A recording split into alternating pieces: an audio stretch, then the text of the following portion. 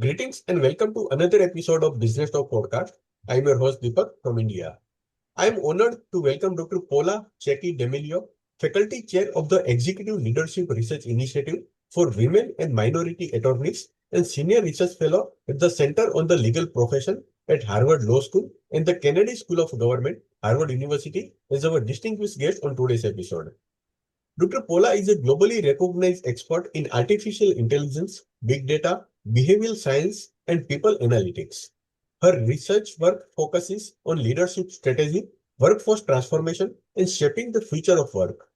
She advises senior leaders across Fortune 500 companies, global law firms, professional services organizations, and public institutions on leveraging data-driven insights to address strategic challenges, enhance performance, and create measurable impact.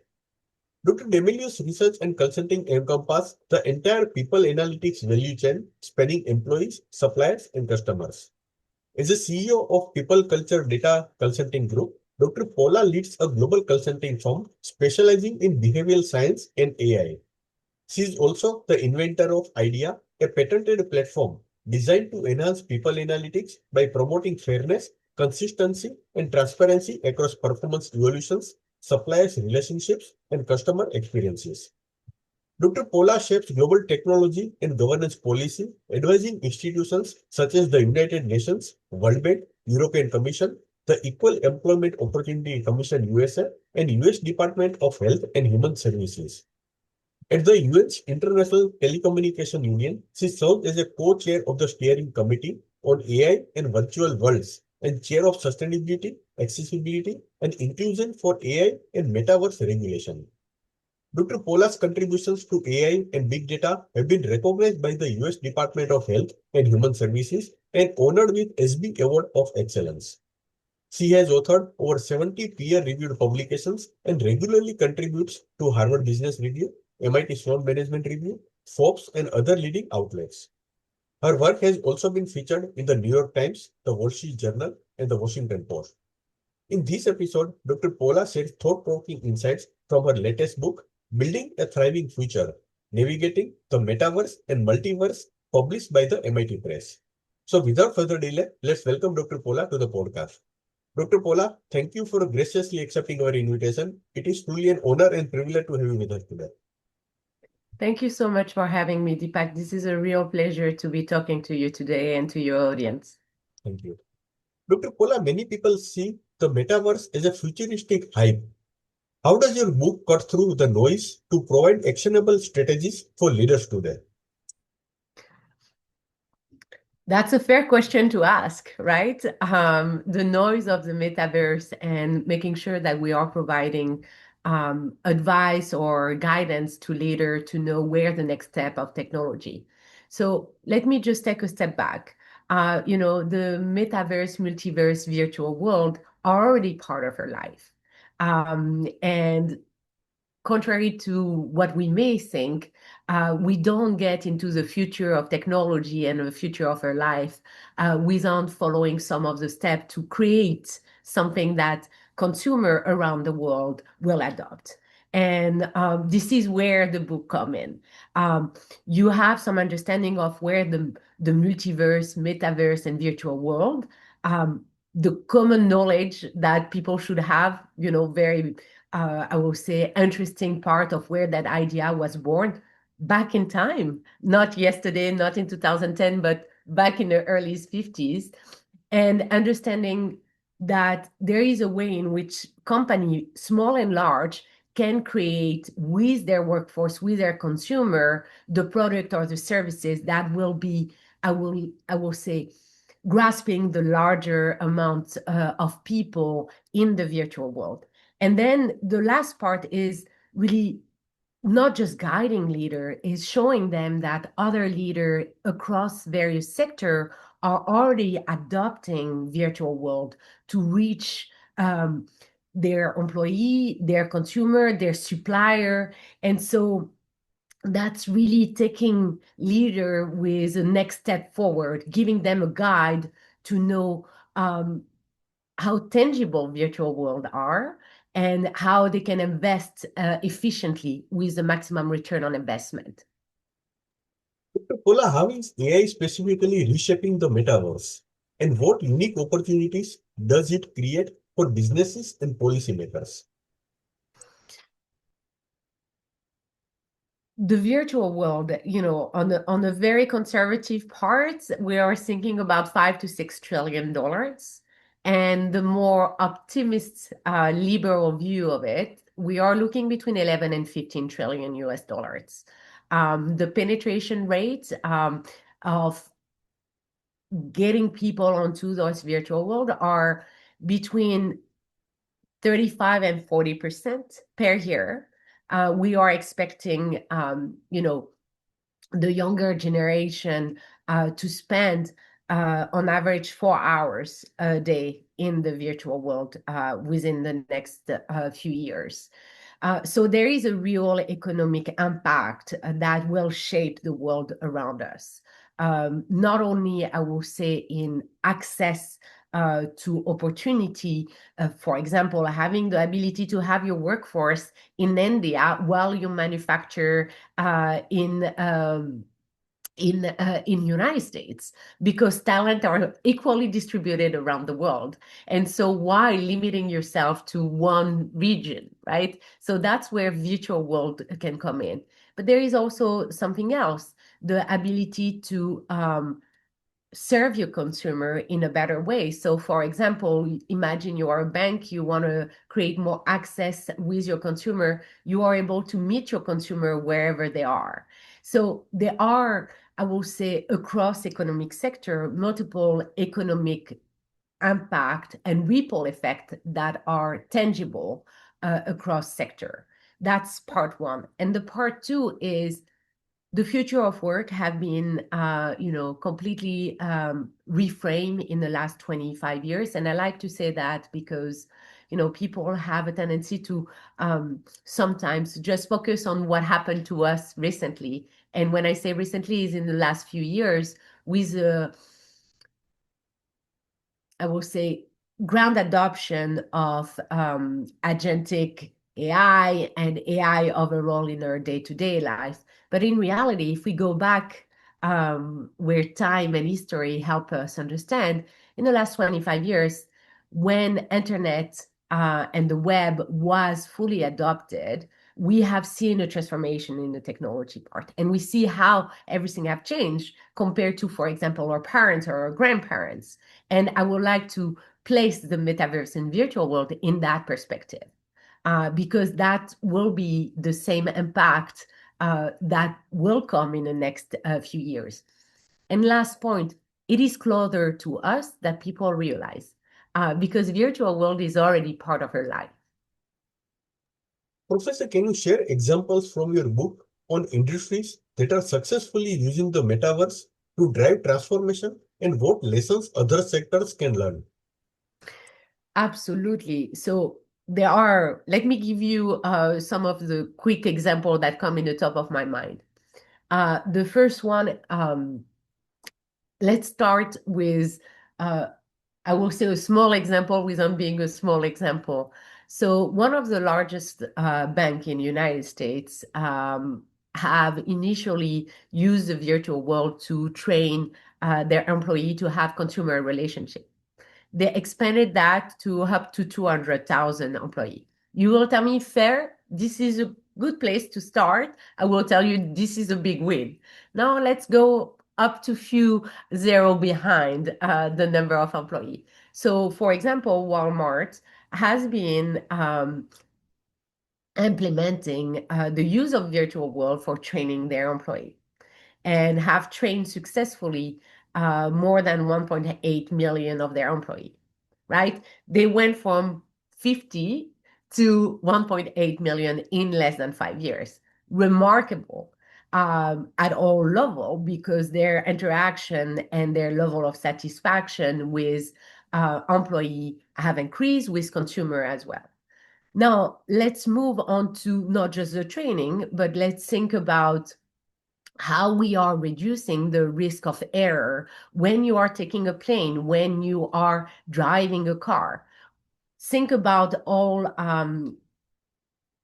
main manufacturer, Boeing, Rolls-Royce, are using virtual world to train their engineer, to train people in the manufacture, rehearse how every part of that job has to be done, reducing the error rate at the first time up to 90%. Oh, exceptional it is. Think about a car manufacturer like BMW, like Ford, like Skoda, right? Or Porsche, like, and all of them are using that as well in the assembly line to make sure that the efficiency of the car is meeting the quality, because people are able to reverse engineer to know exactly what they need to do. Now think about something else. A storm happen, you need to have engineer going onto the electrical pole. They have the ability with virtual world or with glasses who are able to present the situation, know exactly step by step what they have to do in real situation, reducing the error rate, accelerating access to electricity to people who may have not have access because of the storm or because of the hurricane. So there are a lot of implications behind the use of virtual world. Professor, you emphasize building human-centric digital ecosystems. What does that mean in practice, and why is it critical for long-term success? Human-centric is everything, right? You cannot build a technology if you don't have the human loop coming over and over, and having human being part of the creation. But let me step back here. Having human part of the design, the creation, and the utilization. So they have to go hand to hand, knowing that they are an ally that you have in the back of your bag and of your toolkit, and that you're able to augment it yourself. To be able to do that, you can only do that with that constant loop of feedback coming in. Because if we think about it, a technology, as any human, is not perfect the first time. We're going to fail, and we're going to fail hard in technology. And you need to be able to get back on your feet very quickly to be able to learn from it, know where you can get resilient, because building up a technology requests resilience. And part of that means that all human brain power, thinking, knowledge, and conscience has to come across many failed experiments before the technology get it right. And so that's where the human-centric come back. And I will say, without human at the center and at the core, there is no evolution that are possible. How can organizations balance the promise of immersive technologies with the competitive pressures they introduce?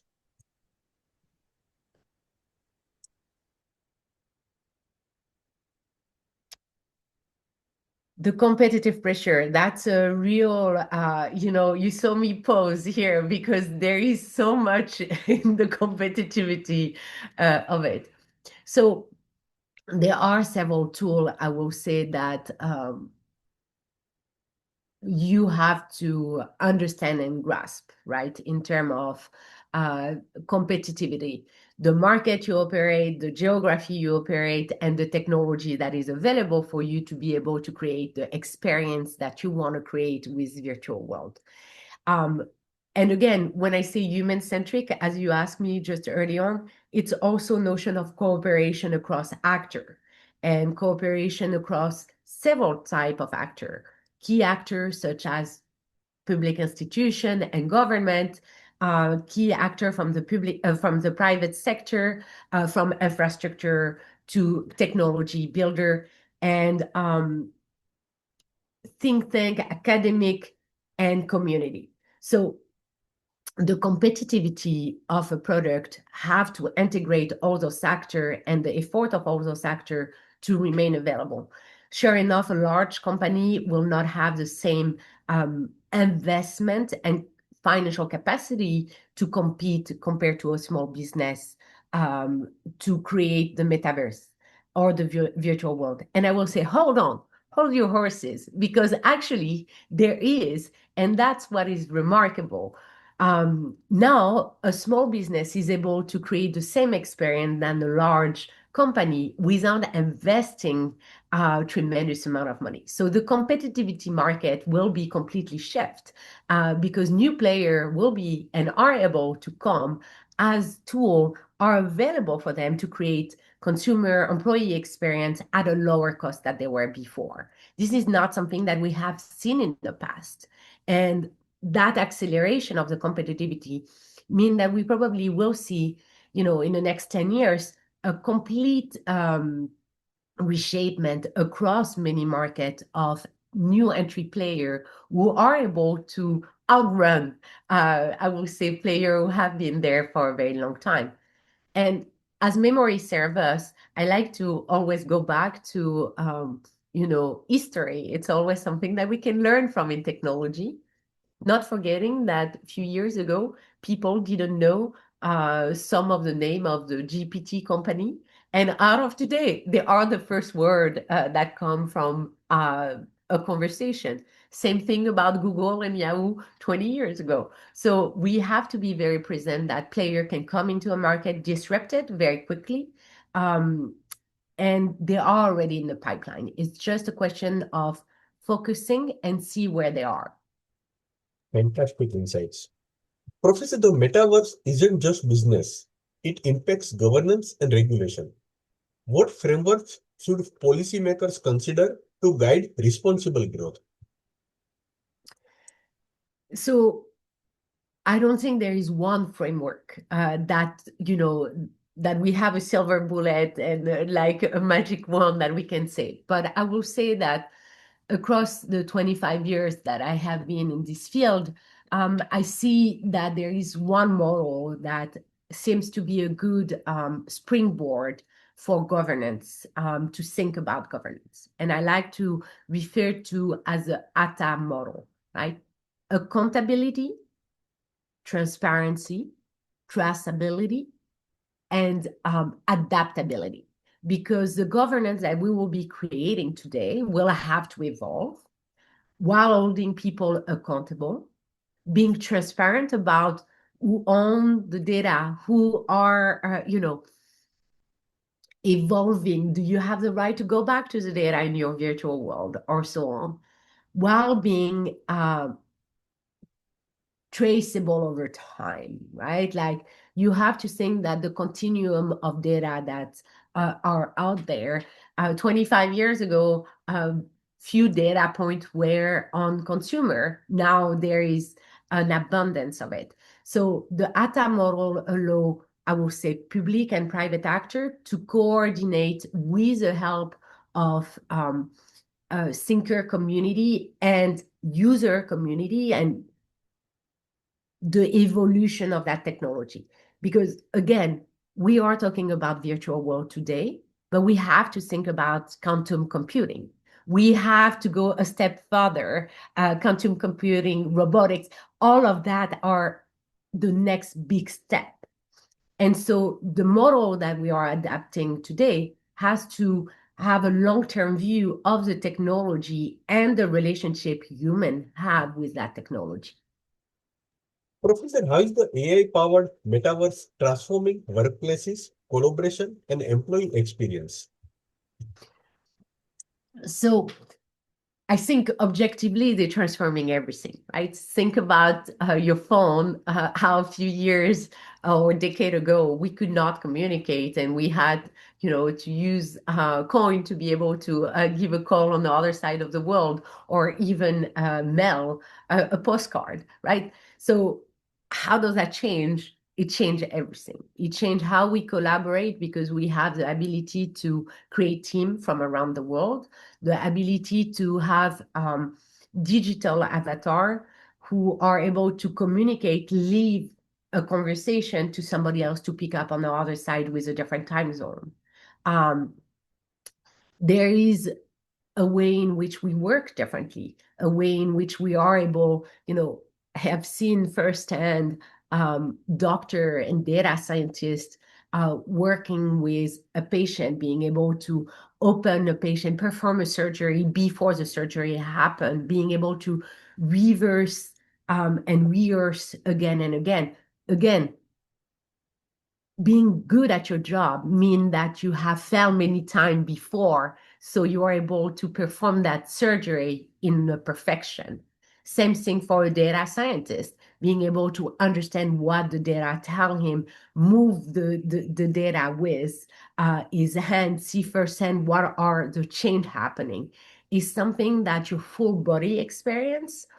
And so you changing the way in which collaborate, the way in which we work, suddenly you also changing how we interact as a human. And so that means changing how we behave with our government. And so let me give you an example, because I just came back from the first Cityverse, I will say reunion, or the first Cityverse conference that happened, where more than 200 of the key player, and then moving to the big Palexpo of all the Cityverse, all the government and city coming together. That also will change how we interact with government. So, for example, going to pick up and renew your ID, or even having the opportunity to offer an ID, because 1/3 of the world do not have a digital ID. Via the virtual world, you will be able to have it. So, there are all those exciting parts, and that's also something that I want to say. I'm optimistic, but I'm also cautious. And that's something that is very important to have when an adoption of a new technology comes in. This is not all rose and all perfect. We will make mistake, and we are already sometimes doing mistake with the use of the virtual world. And it is the way in which governance come back to make sure that change that are happening are able to be corrected if there is negative impact happening in our world and in our surrounding, affecting human being. Dr. Paula, your book provides practical framework for leaders. Could you walk us through one key framework and how organizations can start applying it immediately?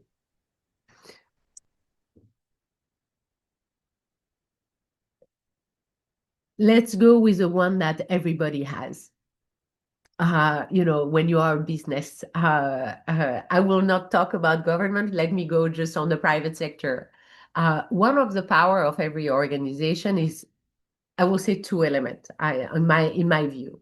The first one is your people, because they drive your culture, they drive the product and the service that you're offering. And the second one is your data.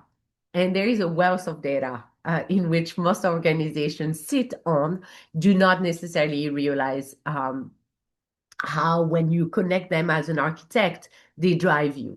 So when you pair the data and your people that you have internally, what is a framework that you can apply for as an employer to create, for example, new innovative product, or gain into the competitive world that you may have missed? And one of the elements that I think is fantastic with your employee is the spread of knowledge, experience of life that are brought to you. And so when you're able to tap into it and run, for example, some small hackathon, or ability to have boxes where employee can submit idea, some of those ideas can be turned into patent that can become extremely valuable for the company and also for the employee, right? So that's where breakthrough come in. Bring and use and utilize all your employees, not just the technical one. Because interestingly enough, research and work that I have been doing with companies show that innovation come from everywhere. And interestingly enough, if you leave people behind from a group, from a category of a group, you're missing opportunity. And so engaging fully across all level to tackle for a few days some technical or non-technical challenge, have them being able to submit those ideas, being assessed, will, I will say, in a very short period of time, turn into idea that you may not have thought of, but you're already tapping into the intellectual power of your people. So I think that's simple, but that's so genius because you have the power within you to create that change very quickly by utilizing the knowledge internally. Professor, many organizations risk falling behind by waiting. What are the most common mistakes leaders make when approaching the metaverse, and how can they be avoided? So, one element that we see is generally the scale of adoption, where they are the first going, and then they are the quick follower, and then there is a wave of people joining, and they are the lagger behind it. So in terms of virtual world, it is exactly the same, right? Think about no one wanted to be thinking that cell phone will be everywhere, yet everybody is using cell phone. And I will not name a brand, but one of the brand at some point in history say, oh no, we don't need to do that. Well, they are not anymore in the market. And at that time, they were one of the key player. So if you think about that, the adoption and the anticipation of where the market is going, and that I think is important, looking outside of a silo perspective, looking from a macro perspective where you see that suddenly if you zoom in into VR, you're going to see things. If you looking into training, you're starting to see things. And when you're making sense of that ecosystem, you realize that there is a whole trend moving. You want it or not, it is there. So you better catch up with that train, anticipate rather than just jumping into it. And here I will go into, personal experience where I have been in the field of AI and big data for 20 years, more than 20 years. And one of the elements I remember very vividly more than 10 years ago was when I was explaining into the legal, sector, why LLM, why the use of AI and big data will transform that entire sector. And at that time, I had some surreal conversation where people were telling me, no, we don't need data. No, we don't need to use a large model to understand what our contract and the way in which we respond to our consumer. Today, the legal profession across the world are the first one trying to jump on the train. So what I'm saying is, hear out, know that there are guidance of industry thinker and leader showing that you can catch up more quickly than you think if you catch the train early on. Dr. Paula, I would like to conclude this episode with one last question. How do you see the metaverse affecting global markets, cross-border collaboration, and international competitiveness?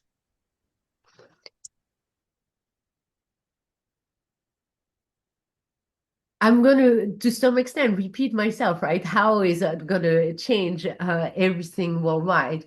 It will definitely change your economic perspective. That there is no doubt. One of the elements that come in is the way in which, for example, currency are exchanged in the way the virtual world function.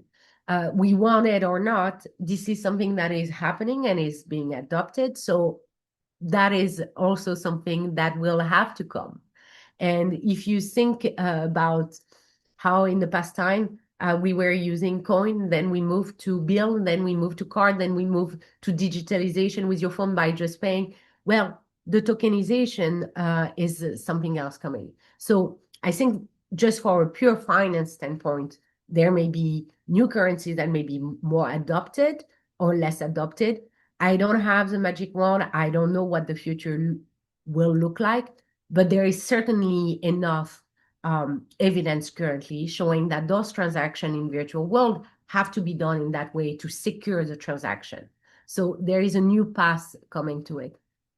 The workforce will be changed and transformed, and it is the responsibility and the accountability of employer and government to upskill and reskill the workforce globally. And last and not least, it is a responsibility as human creator of those technology to be responsible and ethics in the way in which we are bringing this technology to everyone. Thank you, Dr. Paula, for sharing your invaluable insights. This conversation has given us a clear roadmap for navigating the AI-powered metaverse and building a thriving future. We look forward to seeing how these ideas shape business, policy, and the world of work. Thank you once again for joining with us today. Thank you so much for having me.